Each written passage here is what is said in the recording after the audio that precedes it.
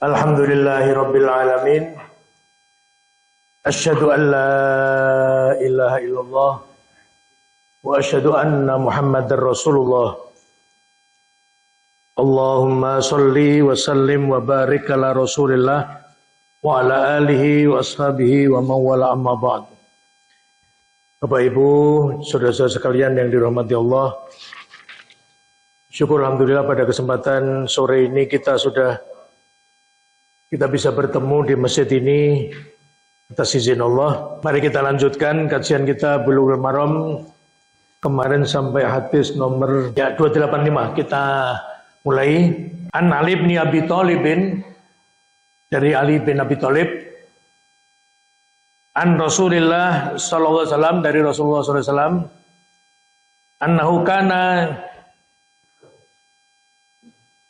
idza qama ila sholati qala, Rasulullah mulai berdiri untuk sholat, dia membaca, ini maksudnya 285.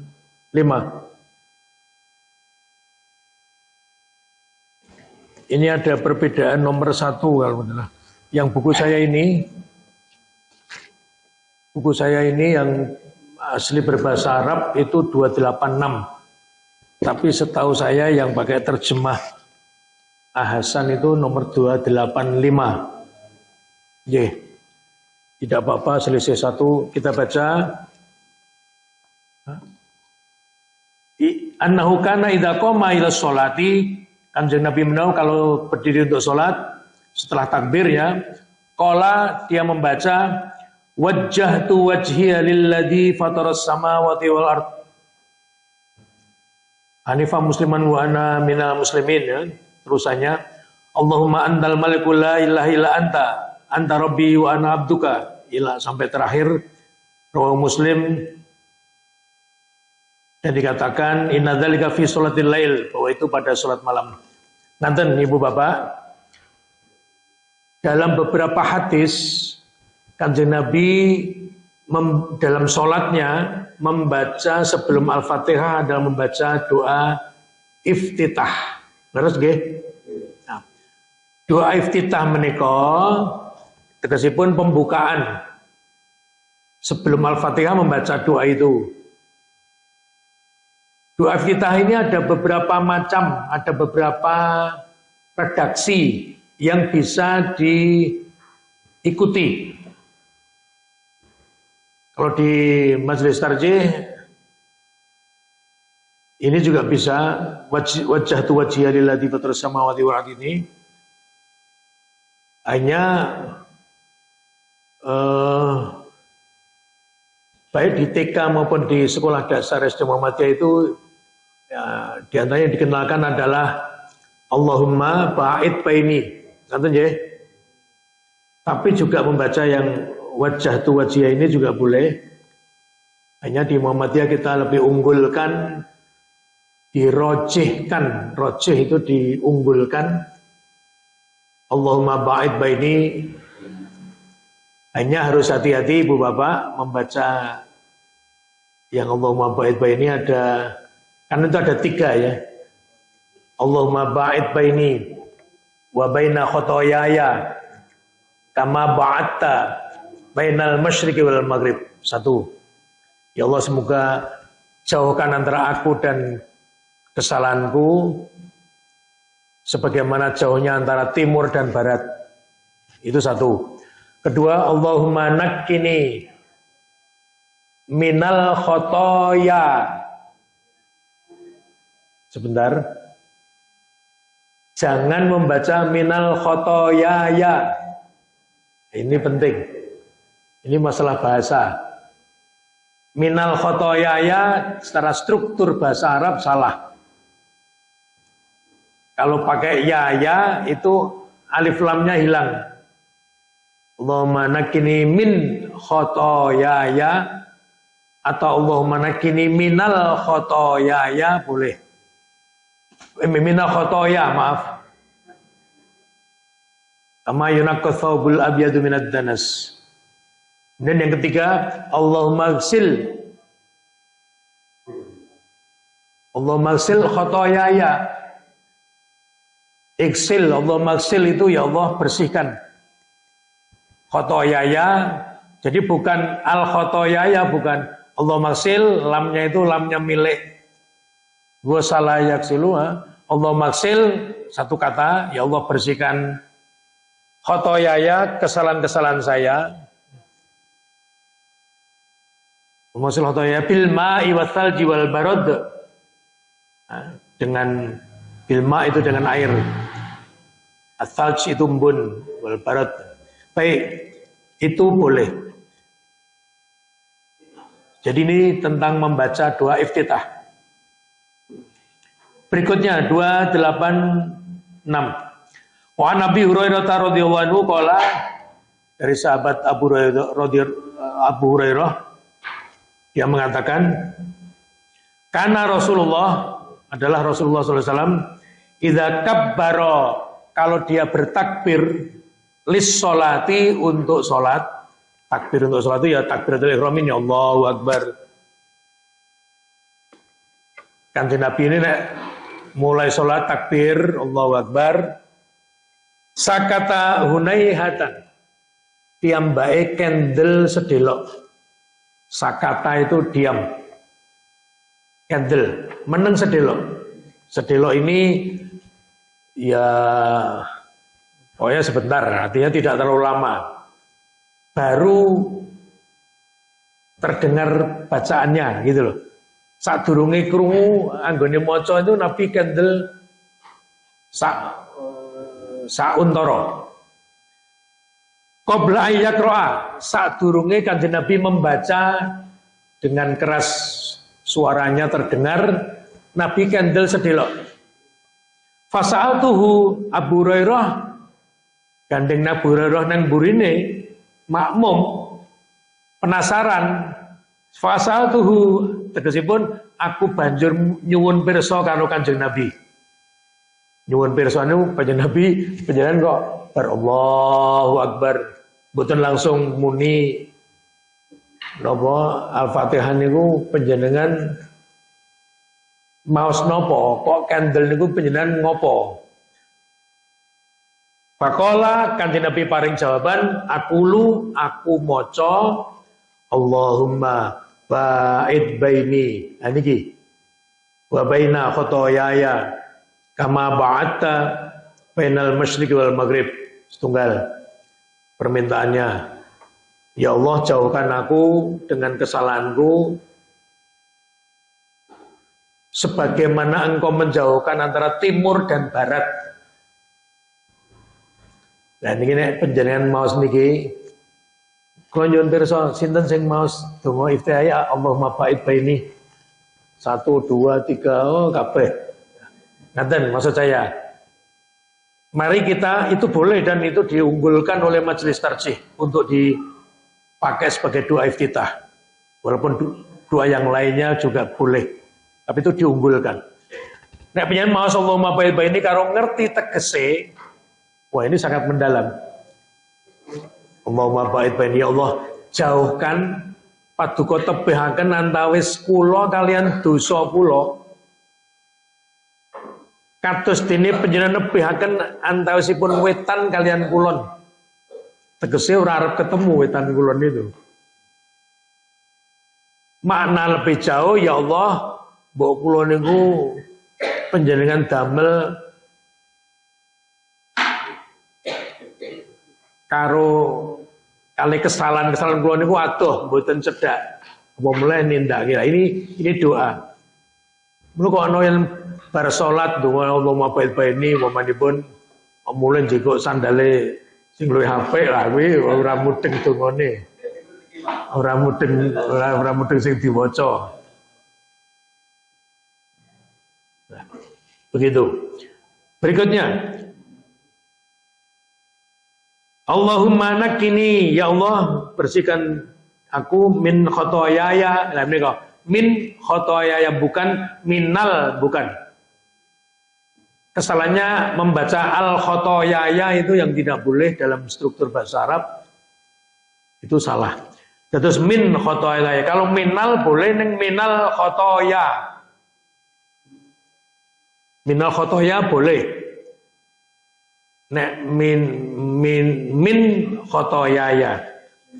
Artinya kesalahan saya. Khotoya itu kesalahan-kesalahan. Ditambah ya cendak itu tegese kesalahan-kesalahan kulo. Ya. Dosa-dosa saya gitu. Ya Allah bersihkan saya dan dosa-dosa saya. Kama yunaqqa thawbul abyadu minad danas. Sebagaimana bersihnya pakaian putih dari noda. Nomor 3, Allahumma gsilni min khotoyaya, boleh ini. Allahumma gsilni min khotoyaya. Allahumma gsilni min khotoyaya boleh, atau redaksi lain Allahumma gsil khotoyaya boleh. Artinya gini, Allahumma gsil itu satu kata, iksil itu ghasala itu artinya mencuci, membersihkan. Ya Allah bersihkan khotoyaya, dosa-dosa saya, kesalahan-kesalahan kulo, bil ma'i wasalji wal barad, dengan air dingin dan yang membeku dan embun dingin, embun. Rawahu Bukhari Muslim, muttafaq alaih. Menika jenis lain, redaksi lain dari doa iftitah, dan ini sudah kita ketahui, yaitu boleh. Berikutnya 287.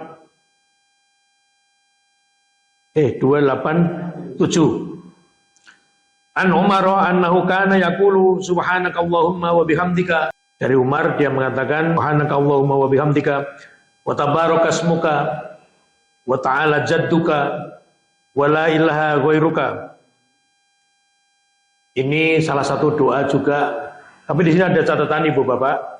Rawahu Muslim bi sanadin munqati. Riwayat Imam Muslim dengan sanad yang terputus.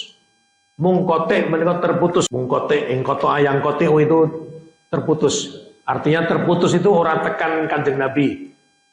Maksudnya ini bukan ditelusur dongo niki yang dibaca Umar ini bukan, tidak ditemukan bahwa itu dari Kanjeng Nabi. Darukunni mausulan wa mauqufan.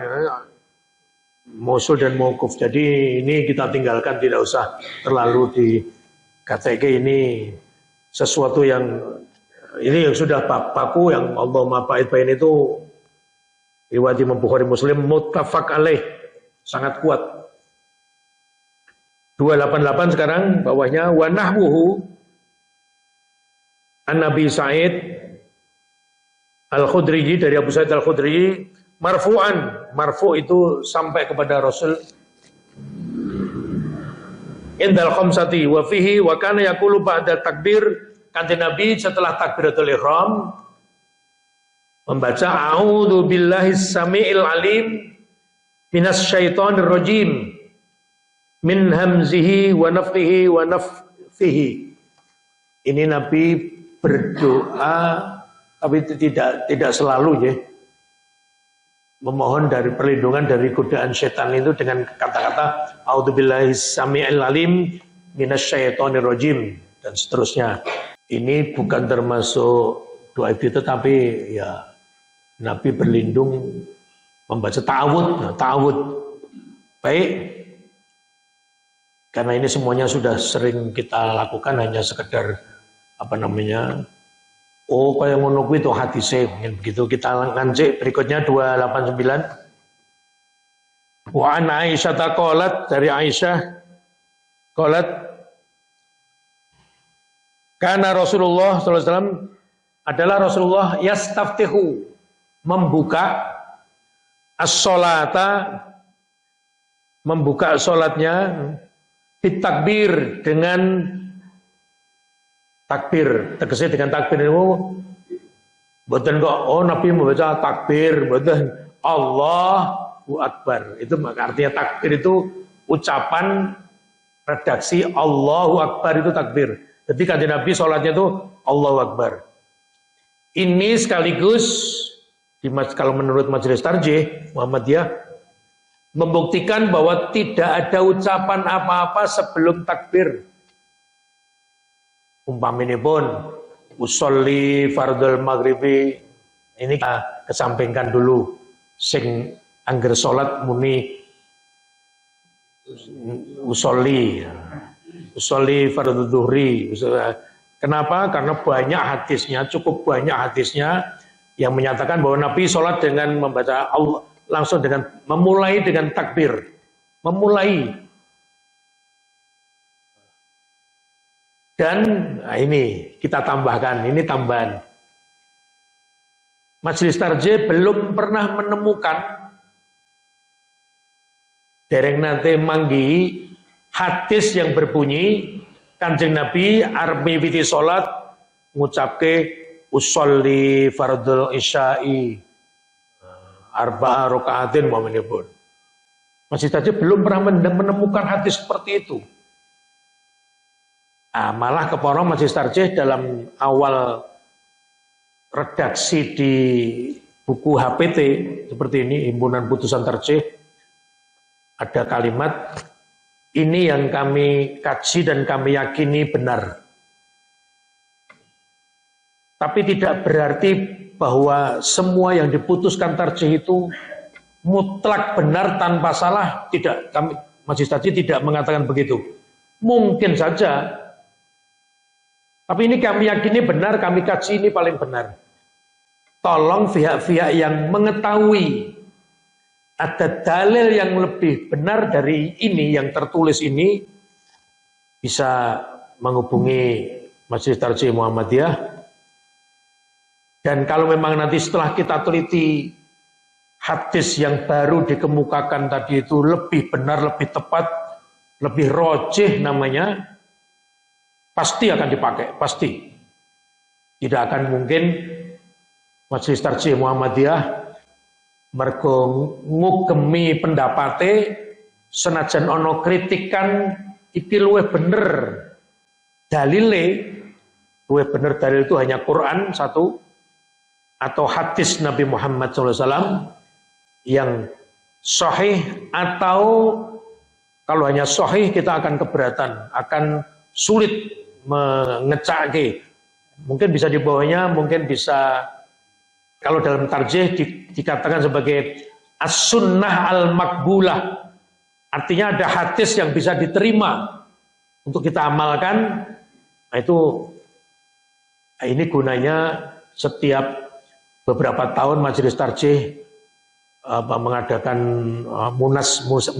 musyawarah nasional yang diundang adalah majelis-majelis tarjih seluruh provinsi di Indonesia. Kebetulan saya dan Pak Motar Ansori berdua tahun 2017, 5 tahun yang lalu, mendapat undangan khusus dari PP untuk, karena kami dari daerah, ya Majelis Tarjih daerah, ning untuk undangan satu-satunya waktu itu di Indonesia, waktu Munas Tarjih di Ujung Pandang tahun 2017. Ya mungkin karena saya tidak tahu karena apa, mungkin karena cedak mergo Yogyo karo Klaten kan dekat atau bagaimana kita tidak tahu. Itu Majelis Tarjih untuk menampung apa? Ya membahas permasalahan-permasalahan ketarjihan. Di antaranya misalnya ada sesuatu yang mengganjel, misalnya ini, maka itu akan dirembuk ulang. Contoh, Majelis Tarjih pernah pernah menganulir pendapatnya. Apa itu? Dulu ya, Majelis Tarjih di awal-awal perkembangannya memasang foto Kiai Haji Ahmad Dahlan itu dikatakan haram. Karena memang banyak dalil-dalil hadis-hadis sahih yang mengarah ke arah itu. Tapi kemudian mendapatkan input-input dari banyak pihak, kemudian dirapatkan lagi, dikatakan memasang gambar siapapun, mboten Meng Ahmad Dahlan, itu selama tidak ada muatan akidah. Muatan akidah itu orang duwe kepercayaan atau tidak ada niatan untuk mengkultuskan, tidak ada niatan untuk mengkultuskan seseorang, hanya sesuai dengan makomnya, sesuai dengan martabatnya, itu boleh. Hanya iki lho sing ngedeke Muhammadiyah, ini yang kita harus hargai, hormati. Hanya sampai di situ boleh, tidak sampai haram. Ning nek masang foto sapa wae, utawa patung, utawa gambar atau lukisan, kok menunjukkan atau menuju kepada kultus individu, maka hukumnya haram. Maaf, ya. Nabi Isa alaihissalam itu utusan Allah, Nabi Allah dari Bani Israel. Dilalah, ini sejarah, artinya kenyataan. Dilalah dalam perjalanannya Nabi Isa itu disembah-sembah jadi anak Tuhan atau didadekke anak Tuhan, kemudian disembah. Maka kalaupun toh ada yang sudah sepakat bahwa Nabi Isa ku ya padha karo Yesus Kristus, kalau kami tidak mengenal Yesus tapi kami mengenal Isa, itu nama yang dikenalkan Allah dalam Al-Quran, namanya Isa bin Maryam atau Al-Masih Isa bin Maryam. Itu harus kita yakini bahwa itu adalah Rasulullah yang lahir tanpa bapak. Ini nggak usah diwalik. Ya nono bocah lahir tanpa bapak, loh, yang kode Quran ya ono neng Quran apa aja gono. Itu khusus. Ya. Tapi kita tidak boleh, dia hanya sebatas manusia sebagai nabi, rasul. Tidak boleh sampai naik. Naik itu apa? Oh, kuwi anake Gusti Allah lah, kuwi wis beda, tidak boleh, haram hukumnya. Maka foto, gambar atau sket Nabi Muhammad tidak boleh ada, tidak boleh muncul. Entah itu gambar karikatur. Karikatur, gambar, sketsa wajah Nabi Muhammad tidak boleh, orang Islam akan marah. Wis ora tau difoto Kanjeng Nabi apa ya gambarnya bener, nomor 1, orang yang nyimpen fotone. Nomor 2, maka menghindari, kenapa kita marah itu? Menghindari kalau Nabi Muhammad nanti itu diagul-agul melebihi pada porsinya. Dan itu terjadi pada Uzair. Dalam Al-Quran dikatakan Uzair oleh orang Yahudi dikatakan sebagai anak Tuhan. Kemudian perjalanan waktu gitu, kemudian Bani Israel kemudian mengatakan lagi Isa sebagai anak Tuhan. Nah ini, maka Islam sebagai muncul agama Nabi Muhammad sebagai Rasul terakhir, kita wanti-wanti Islam harus dikatakan sebagai monoteisme murni, tauhid yang murni, artinya betul-betul menyembah Allah satu tunggal. Kul huwallahu ahad. Ahad. Mboten kul huwallahu wahid. Nah, wahid. Nek wahid iki mesti ana loro, ana isnen. Ini masalah bahasa tapi kadang-kadang mengganggu. Meski ini maksudnya Pancasila itu kan yang di dadanya burung Garuda itu kan ada Pancasila 5. Yang pertama di tengah itu bintang, artinya ketuhanan yang Maha Esa. Sudah ditulis seperti itu loh, yang Maha Esa. Tapi ya masih ada kepercayaan. Islam berusaha memurnikan ketauhidan kita dengan memisahkan antara Allah dengan yang selain Allah. Selain Allah itu bisa malaikat, bisa nabi-nabi. Baik. Kembali kepada hadis sekarang, kita tambahkan 289. Yastaftihu sholat tapi takbir. Nabi Muhammad itu membuka atau memulai sholatnya dengan takbir. Namanya takbiratul ihram. Takbir pertama kali itu disebut takbiratul ihram. Takbir yang mengharamkan segalanya kecuali hanya untuk urusan sholat. Tidak boleh ngomong. Zaman rumiyin itu ya ibu bapak. Zaman Nabi itu waktu pertama-tama Islam Wong ngarep-arep kanjeng Nabi salat niku karo ngomong. Ya maca salat terus karo ngomong-ngomong ya misale ayo kengko piye lawe apa terus kengko piye mulai dolan nang omahmu piye. Itu kemudian dilarang oleh Nabi, yang kowe salat aja ngomong-ngomong. Nah, jadi yang boleh kemudian sampai pada kita salat adalah gerakan dan ucapan yang dimulai dengan takbir, diakhiri dengan salam, kemudian dengan membaca doa-doa yang dituntunkan Nabi, dan tidak boleh kita masukkan ucapan manusia. Jangan ojo dilebokke. Ini yang kadang-kadang sok-sok pernah ditanyakan itu, Pak, ndonga sujud terakhir itu jare entuk suwe, ndonga suwe niku sing diwaos napa? Bahkan betul ini ada yang ibu-ibu saya tanya, kula nggih macane nggih ndonga pokoke ndonga lha nggih ndonga napa? Nggih ndonga sakarep kula nganggo basa napa? Basa Jawa. Lah ini yang mereka tidak tahu, mereka tidak paham. Nah, ini kita sampaikan. Bahkan saya pernah, ini jamaah calon haji.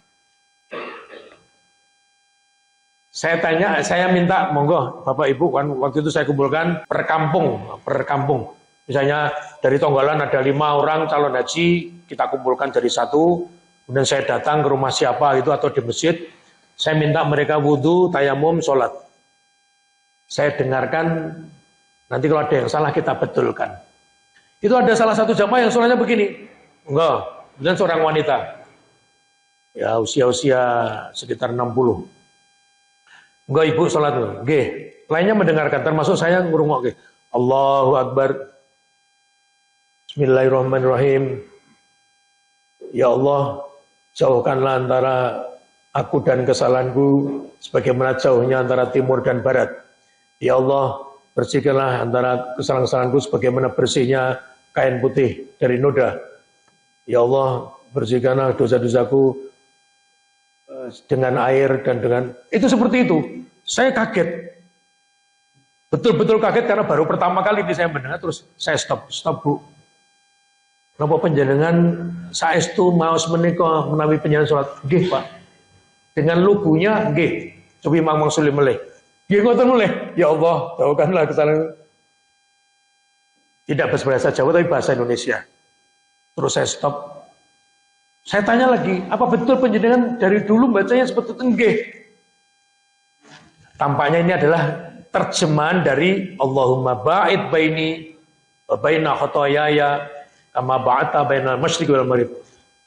Saya kemudian ya pikiran saya kan ngerambiang, wah apa kemungkinan ibu ini tidak bisa baca Arab, baca Al-Quran, baca tulisan Arab, tapi dia sholat itu membaca tuntunan sholat, no? Di sini diwaca tegese artine. Kemudian saya sampaikan, jangan begitu Bu, mboten pikantuk. Lah pripun Pak? Lah panjenengan niki saya katakan itu adalah terjemahan dari Allahumma ba'id baini wa baina. Dia yang enggak tahu. Ya pun ngeten panjenengan saya mau saya a'udzu takbir Allahu Akbar, a'udzu billahi minasyaitonir rajim, bismillahirrahmanirrahim, langsung maos Al-Fatihah. Kemudian surat. Nggih. Nah, sudah. Itu tahun 2011. Saya menjadi karomnya dan saya bimbing sampai di Tanah Suci sampai pulang lagi. Sekarang masih ada. Tidak perlu saya sebutkan namanya.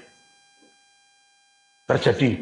Akhirnya saya kami tenggengan, saya sampai gumun kok yo ning wong iki, Masya Allah. Dan dia orang tidak tahu, wong ora mudeng. Dilalah saya menduga keras dia tidak pernah, ya mungkin jarang ngaji atau tidak tahu tulisan Arabnya sehingga saya, Masya Allah. Lah ini kemudian saya sampaikan itu, kemudian saya bimbing lagi. Nah itu 2011. Kemudian setiap bimbing saya, kemudian saya minta, saya lebih saya menyediakan waktu datang ke rumah-rumahnya, saya minta coba panjenengan mang wudu, mang salat kalau tak ngrungokke. Karena saya takut ono sing keliru-keliru seperti itu dan dia tidak sadar. Ora mudeng, ora sadar, ora paham. Dan itu dilakoni bertahun-tahun. Nah, tanya nu nek mudeng, aku kayak salah tak kok bener piye. Nek mudeng, ternyata dia tidak tahu bahwa itu salah, dibawa terus. Saya menduga umpamanya itu ibu itu tidak naik haji atau tidak ketemu saya, tidak saya cek, mungkin sampai mati akan seperti itu bacaannya.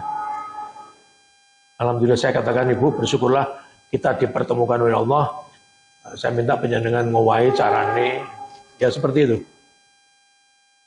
Ada lagi yang membuat saya kaget betul, guru. Kemudian satu-satu saya minta itu tadi, wudu, tayamum, sholat. Saya dengarkan, sholat 1 rakaat saja, mulai dari takbir, kemudian ruko ya, kemudian tasyahudnya dibaca. Saya hanya ingin tahu itu. Ora sholat tenanan ning dengan ucapan dan gerakan yang saya bisa kontrol. Itu ada yang membaca gini, doa iftitahnya. Yang wajah tu wajhiya lillahi fatur samawati, itu ada kalimat nanti wa ma ana minal musyrikin. Ada kalimat seperti itu. Artinya dan Allah, ya Allah, aku bukan termasuk orang musyrik. Harusnya begitu. Tapi tadi guru tadi ada yang membaca wa ana minal musyrikin. Dan saya termasuk orang musyrik. Itu artinya. Kaget saya. Loh, guru itu minimal, ya kalau tidak, ya mungkin minimal SMA atau S1 saya tidak tahu. Kemudian saya stop. Ulangi lagi. Baca seperti itu lagi sampai 3 kali. Dia seperti itu karena sudah hafal, meluncur kayak Al-Fatihah menyenang ya dibalani ngono meneh. Ada apa Pak? Dia tanya. Saya katakan, bacaan Anda ini salah dan sangat bahaya. Saya terjemahkan. Saya tadi kan mengatakan, Anda mengatakan wa ana minal musyrikin. Mestinya wa ma ana ditambahi ma. Artinya saya bukan orang musyrik. Wa ana awwalul muslimin. Wah, itu keliru seperti itu. Sampai saya ulang 3 kali. Mungkin karena grogi. Saya minta ulang. Ngono meneh. Kemudian saya tanya, dan itu membahayakan. Maksud saya begini, Anda mau guru di sini atau tidak, itu bagi saya bukan. Tapi saya punya beban moral untuk jejeke. Anda tanya pada kiai manapun, apa organisasi apa, dengan kata-kata itu pasti semuanya akan menyalahkan, dan itu sesuatu yang bahaya. Karena Anda menyatakan secara lisan, saya termasuk orang musyrik. Wa ana minal musyrikin, itu kan bahaya. Saya mudeng, dia mesti orang mudeng bahasa Arab. Tapi tidak kok, wong sing dora mudeng bahasa Arab mesti bacaannya salah, kan tidak seperti itu. Makanya itu harus dicek, dikontrol ke.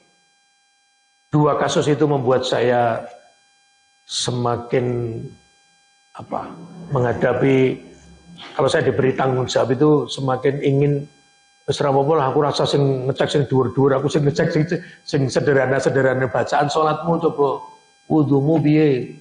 Itu saja bagi saya sudah menggembirakan kalau mereka sudah benar. Walaupun mungkin ada salah sedikit yang tidak terlalu fatal, tidak apa-apa. Nah, itu fatal, itu 2 kesalahan itu tadi fatal. Ya Allah, jauhkanlah aku dengan kesalahanku sebagaimana jauhnya timur dan barat, itu fatal, dan itu tidak sah. Itu masukkan kata-kata orang di dalam sholat. Tidak boleh. Walaupun tegasnya bodoh. Itu saya kira gitu. Baik, kita teruskan. Wal qira'ata bilhamdulillahirabbil alamin. Membacanya dengan Allahu Akbar tadi ya, tanpa membaca niat segala macam. Kemudian wal qira'ata, bacaannya memulai dengan alhamdulillahirabbil alamin. Ini saya jelaskan dulu. Ini namanya memulai Al-Fatihah. Nah, Al-Fatihah itu di dalam HPT ini, atau di dalam buku-buku tuntunan sholat yang ngarang siapapun, mesti kita diminta untuk baca ta'awud, a'udzubillahi minasyaitonirrajim, kemudian baca basmalah, bismillahirrahmanirrahim. Nah gitu. Nah, ini yang tidak diucapkan dengan keras oleh Rasulullah. Termasuk di sini doa iftitahnya tidak disebutkan pada hadis 289 ini. Tapi disebutkan di hadis yang sebelumnya. Tegese ini sing banter gitu loh. Sing banter Nabi kan Allahu Akbar itu, kemudian niatnya tetap niat tapi ning jero ati tidak dilafalkan. Ora apa usolli fardhul maghribi tidak. Yang keras adalah suara takbir Allahu Akbar, kemudian alhamdulillahirabbil alamin. Tegese Allah doa iftitah diwaca wajhatu wajhiya atau Allahumma ba'id baini sampai rambung. Kemudian ta'awud dibaca oleh Nabi. Basmalah dibaca, kemudian sing dibanterke baru alhamdulillahirabbil alamin. Ini hadis ini. Hadis yang lain nanti ada hadisnya juga sahih, Nabi memulai bacaan dengan bismillahirrahmanirrahim dibanterke. Jamaah krungu. Abu Hurairah mendengar.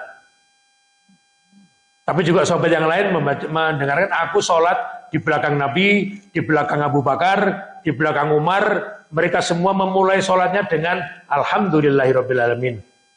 Tegese munine bismillah, ta'awudzubillah karo bismillah dirindeke.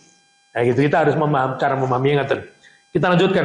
Wa kana idza raka'a, dan Nabi kalau dia ruku', raka'a itu ruku', lam yushis ra'sahu, kepalanya tidak ndongak ke atas, walam yusawwibhu, nang ya ora ndlosor medun, napa ndlosor? Ora ndingkluk medun. Jadi kalau ini punggung, misalnya ini punggung, maka Nabi itu kalau rukuk tidak begini kepalanya, tidak juga begini, tapi diusahakan datar. Nah, gandengnya panjenengan awake dhewe salat niki ora iso weruh sirahe piye munggah apa medun, ya dikira-kira gitu saja. Syukur ya panjenengan yang paling bagus adalah begini. 1 2 saling mengenal. Coba aku tak rukuk panjenengan nyawan. Kalau dirasa-rasake piye? Oh, saya keduren sirahe, donde sithik. Oh, kemedunen munggah ke sithik. Apa saya tak ngono? Ya pas, panjenengan rasake. Oh, sakmene iki to.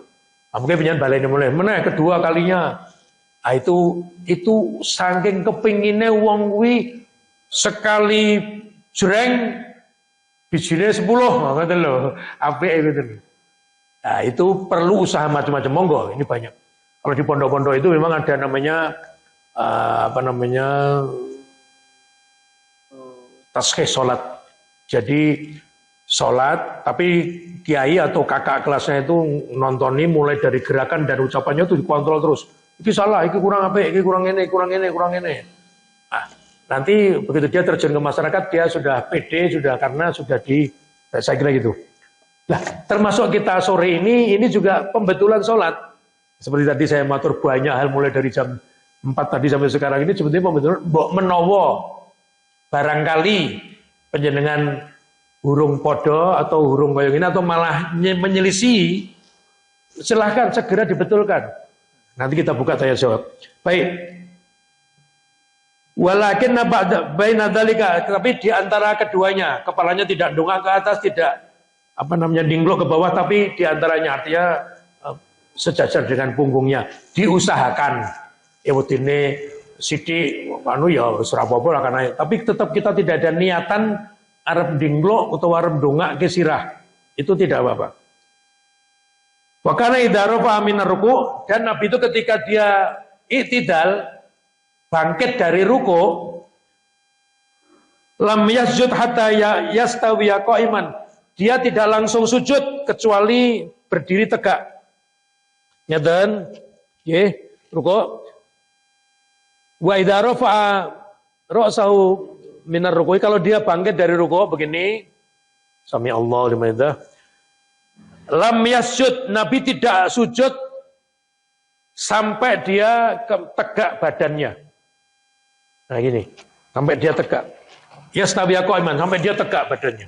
Bahkan hadis yang lain mengatakan sampai tulang-tulangnya itu kembali seperti semula. Ora age-age sujud ndelok. Wa kana idza rafa'a ra'sahu minas sajdati, dan Nabi ketika mengangkat kepalanya dari sujud untuk duduk di antara dua sujud, lam yasjud hatta yastawiya jalisan. Nabi mboten lenggah, mboten sujud malih kejawi piyambakipun sampun lenggah dengan tegak. Jadi begini, kalau Nabi posisi sujud ya, kalau Nabi mengangkat kepalanya dari sujud, begini, dia tidak segera sujud, kecuali dia tunggu dulu sampai sujudnya itu tegak. Ini juga menunjukkan tentang tumak ninah di dalam setiap gerakan. Dalam hadis lain Nabi mengatakan, ya nuratu tumak ninah itu dianggap kui nyolong solate. Begitu. Wa kana yaqulu fi kulli raka'ataini at-tahiyata. Dan Nabi itu setiap 2 rakaat sholatnya dia tahiyat, membaca tahiyat. Sampai 2 rakaat membaca tahiyat. Ini untuk sholat fardu ya. Kalau taraweh itu mah justru aja kaya mamane pun witir 3 rakaat. Yen witir 3 rakaat aja kaya sholat maghrib nganggo tahiyat awal aja. Witir 3 rakaat ya sudah pakai 1 tahiyat. Ben bedoni karo maghrib. Termasuk kalau sholat tahajud 4 rakaat, aja kaya ngisa nganggo tahiyat awal ya. Terus. Bahkan Nabi tidak hanya 4 rakaat ya. Nabi pernah 9 rakaat sholat malam tahajud atau tahiyat pada rakaat ke-8 dan ke-9. Tahiyat awalnya rakaat 8, rakaat ke-9 baru tahiyat akhir. Ada hadisnya. Wa kana yafrusu rijlahu al-yusra wa yansibul yumna.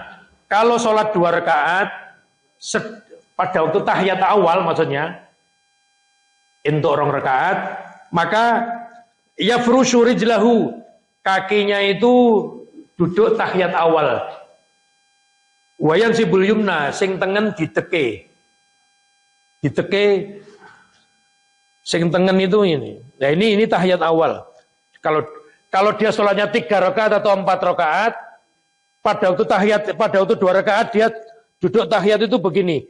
Namanya ini yafrishu, iftiros, yang ngelunggui delamaan sikil kiwa, dilunggui.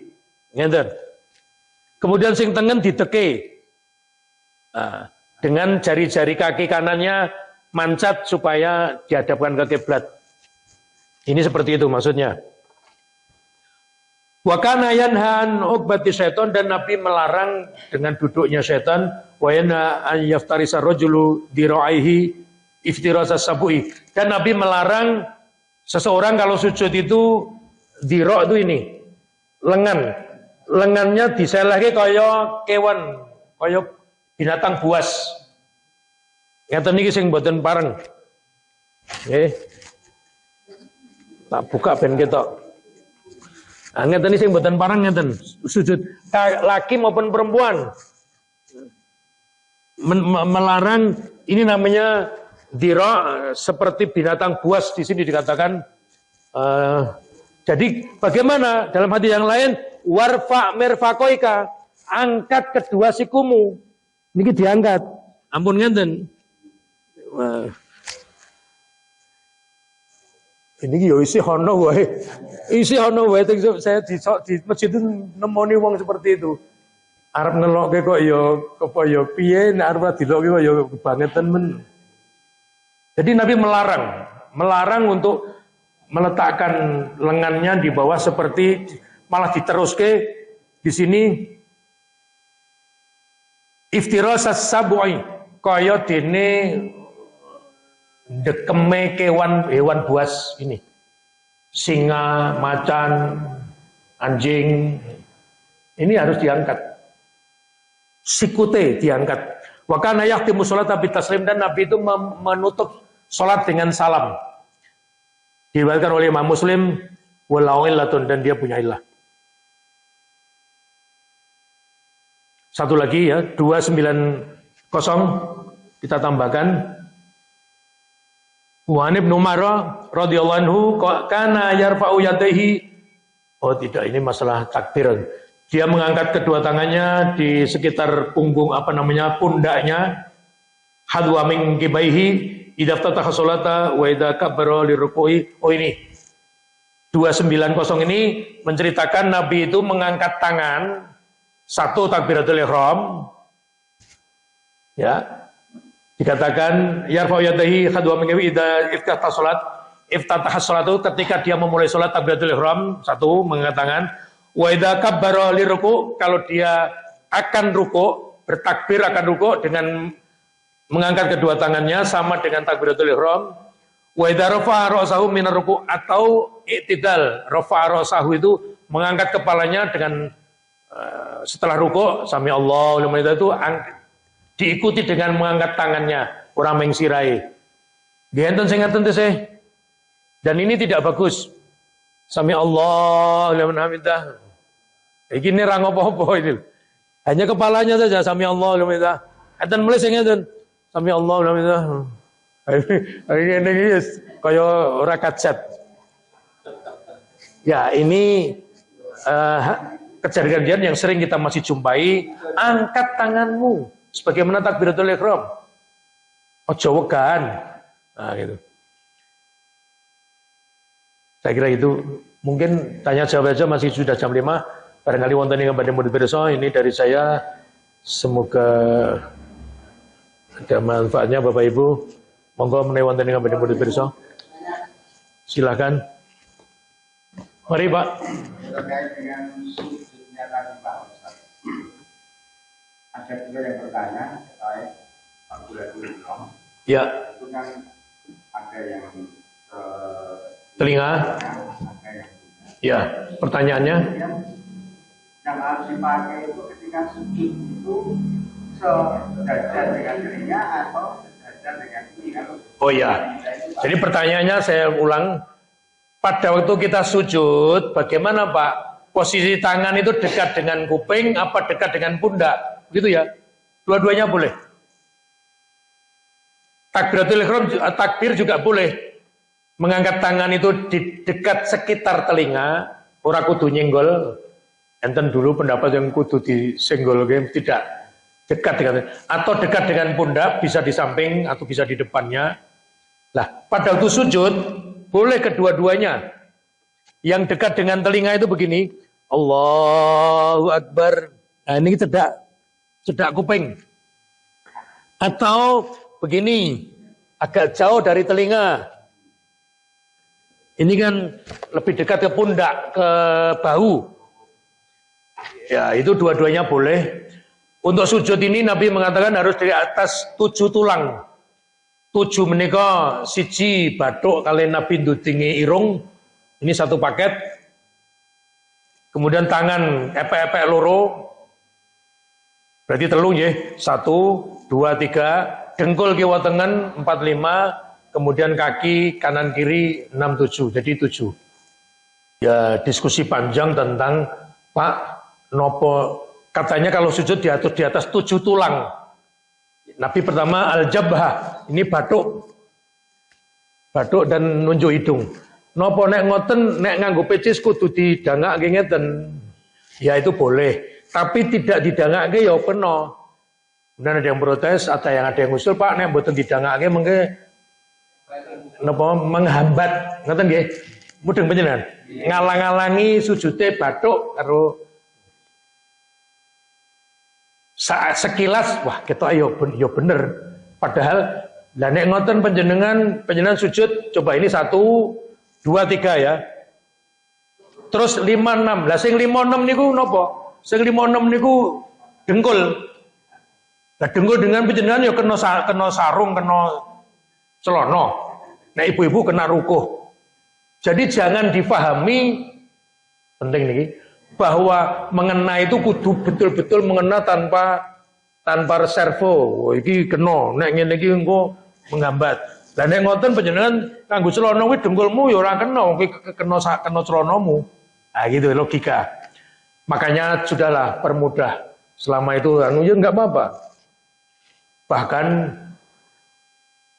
beberapa kali saya menyengaja memperhatikan syekh-syekh dari Arab itu yang di Mekah, di Masjidil Haram itu yang nganggu apa namanya, bahkan pakai udeng-udeng barang itu bagaimana, itu yang mesti kenapa orang langsung batuwe gitu loh, kena anunya dulu itu, apa namanya? Ya sorban atau apalah. Makanya tidak apa-apa. Bahkan ada hadis sahih mengatakan begini, kami zaman Nabi, kami para sahabat saja, kalau sholat itu keadaan panas sekali, mungkin siang atau asar, duhur atau asar, itu sebagian kami pada waktu sujud itu sorbannya dijereng. Jadinya dan mungkin mau sujud ya Allahu Akbar, sorbannya itu mungkin dikelemprah kayak gini supaya untuk gue nahan apa batu ben ora langsung. Kalau dulu kan belum ada AC, belum jadi turun itu panas sekali. Jadi hadis itu menyatakan bahwa kami zaman Nabi kalau sujud dalam keadaan yang sangat panas, tempat sujud itu dilambari nganggo kain sorbannya. Nah itu kan berarti malah podo ya ora langsung, artinya apa kulit batuk ini tidak langsung ke tempat sujud. Allah alam, maksud saya gini, orangnya lagi sing ngene. Nah gitu ya.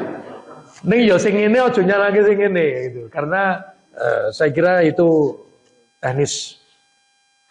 Ya menurut saya kok boleh karena beberapa pertimbangan tadi. Ya Allah alam. Monggo wonten sanesipun. Monggo Ibu. Jumlahnya itu kan kalau untuk berdiri itu sakit, Pak. Nggih. Terus gimana ya? Maksudnya duduk dengan jari kaki mancat itu. Enggak apa-apa. Wonten Ibu ingkang mundhut besok, Pak. Pripun Pak nek jempol kula napa jendrik napa jari tengah kaki, jari kaki yang bagian tengah, kalau untuk posisi betul salat sing tenanan itu sakit pripun? Mboten napa-napa, ampun dipeksake. Maksudnya mboten napa-napa panjenengan sak penake. Penak panjenengan piye? Atau sak isone mungkin semaksimum yang bisa dilakukan. Mboten sak enake nggih, nek sak enake niku engko jegang karo glosor bareng, ampun sak enake. Semaksimum yang bisa kita lakukan sesuai dengan garis tadi. Ora iso mancat, ya ora usah mancat mergo sikile lara. Malih untuk sujud itu kalau Masjid Tarjih mengunggulkan dalil yang mengatakan dengkule sik medun, nembe tangane loro medun. Itu Masjid Tarjih. Walaupun hadisnya itu ada keterbalikan redaksi. Bahkan Nabi mengatakan ojo sujud kaya unta. Nah, itu kemudian diskusinya panjang. Ada yang mengatakan dhisikno dengkulmu, timbangane tanganmu, ana sing mengatakan tanganmu sik lagi dengkule. Tapi kalau Masjid Tarjih Muhammadiyah mendahulukan rukbataihi. Dua lututnya didahulukan baru tangannya. Itu seperti itu. Tapi kan banyak bapak-bapak, ibu-ibu yang sudah nyun ngabun dan rada sepuh, mungkin samar yang kejelungo pire. Akhirnya sujudnya begini. Allahu Akbar. Lah niki ngeten iki kan dudu dengkule sik. Ngeten terus nembe ngeten lagi dengkule. Terus mungkin niki ngeten. Lho. Ngoten nggih. Karena hampir enggak mungkin iki rono hampir enggak mungkin. Maka kalau dia tangan dulu mesti pendek jangkauannya. Ngeten iki nembe ngeten dengkul lagi iki dijokke. Enggak apa-apa. Insyaallah itu tidak masalah, semaksimum yang bisa kita lakukan karena kondisi tubuh berbeda-beda. Ning yen panjenengan iso tegese sing cah nom-nom itu ya ikutilah seperti yang diunggulkan oleh Masjid Tarjih dalil-dalilnya yaitu ngeten. Allah ya, sampai Allah yang meminta nggih. Mau sujud Allahu Akbar. Nah, ini dengkul saya embit tangannya baru ke kepala. Kemudian kakinya merapat boleh, tidak merapat boleh. Wonten malih monggo. Duduk pada waktu mendengarkan khutbah. Oh. Tidak ada ketentuan harus bagaimana. Ya duduk saja, duduk di kursi boleh. Ya sila boleh, bersila boleh. Terus tadi disampaikan Nabi Oh iya, duduknya setan itu dikatakan di situ, coba keterangannya apa di bawah? Itu ada keterangan itu di bawahnya, bawah sendiri. Penjelasannya. Setan yaitu mengambang yang duduk atas dua tumitnya. Apa?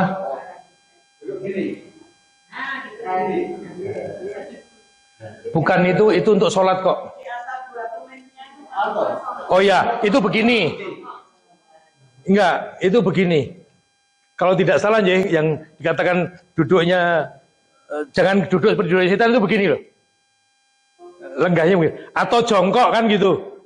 Nah, ya jongkok ya itu tidak ada. Makanya dikatakan kalau duduk rokaatnya maghrib, rokaat kedua duduknya begini. Namanya ini iftirosh. Bokongnya yang dhuwur sikil kiwa, yang dhuwur delamaan kiwa. Kalau rokaat ketiga, rokaat akhir namanya tawarruk begini. Nabi tadi dikatakan ojong ini. Ini dikatakan itu ada perbedaan pendapat ulama tentang duduknya setan itu. Jangan kamu duduk seperti duduknya setan itu. Delamaane diteke, loro-lorone duduk di atas tumit. Tumit ini apa bahasa Jawa nih? Tungkak. Seperti tadi berarti saya ya. Jadi gini, dua kakinya begini, berdiri, terus pinggul kita di atas tumit itu. Nah, mestinya yang didirikan sing dingonoke sikil tengen tok. Yang begini kaki kanan, yang kaki kirinya kita duduki di bawah bokong kita. Ini rokaat kedua. Rokaat yang ketiga kita duduk di atas lantai, kaki kirinya masuk ke bawah. Kalau permasalahannya sakit atau kondisi tubuh tertentu, itu ya tadi seperti saya matur, sebisa semaksimum yang bisa kita lakukan apa, bahkan kalau kita tidak bisa apa-apa, yo itu tadi malah sholatnya saja tidak berdiri, bahkan dengan tidur, dengan apa, ya monggo. Jadi kalau alasan kita bisa tentang standar nih, standar prosedurnya bagaimana, hadis-hadisnya seperti itu. Adapun aplikasi pelaksanaannya, misalnya takbir tidak punya tangan, ya pripun mboten usah diangkat tangan yang ora duwe tangan misalnya gitu. Atau semampu yang kita bisa lakukan. Monggo wonten sanesipun. Dulu belum sempurna karena tidak tahu. Maka inilah momen untuk bisa saling sharing, tanya jawab, memberitahu atau menyempurnakan amal-amalan kita. Kalaupun toh kita tidak bisa sempurna, mergo kahanan, ya sudah, Allah maafkan itu, dan itu jangan menjadi beban. Oh wis rapopo, bismillah, iso ning ngene iki rapopo. Ngaten. Matur nuwun. Assalamualaikum warahmatullahi wabarakatuh.